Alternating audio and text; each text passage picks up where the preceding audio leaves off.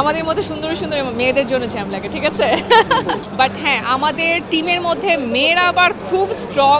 পার্লামেন্টও বড্ড গরম, সব দোষ দিয়ে তারা কাহায়, ঢাকাতে জ্যাম শুধু আমারই কারণে হয়। আমি বোলিং থেকে ব্যাটিং একটু পারদর্শী।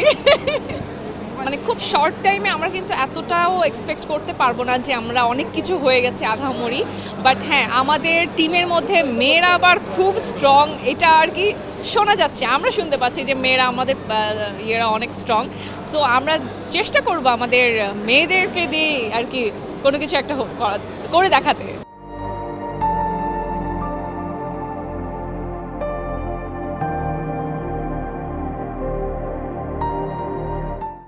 ইমন ভাই, তারপরে নাদিয়া, আমি, তারপরে হচ্ছে দীপা আপা, দীপা খন্দকার আপুকে দেখতে পাচ্ছি, তারপরে মনিকা আপুকে দেখতে পাচ্ছি।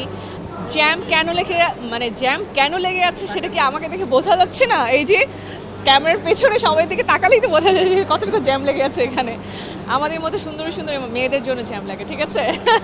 ব্যাস, আমার ভক্তরা যারা অনেক দিন ধরে ওয়েট করছিল যে করণীয়পুর একটা ধামাকা গান চাই, যে গানটি খুব রিসেন্টলি এই মান্থের মধ্যেই চলে আসবে। আই হোপ 15 তারিখের আগেই আমরা পেয়ে যাব গানটি, এবং গানটির নাম হচ্ছে জামদানি শাড়ি।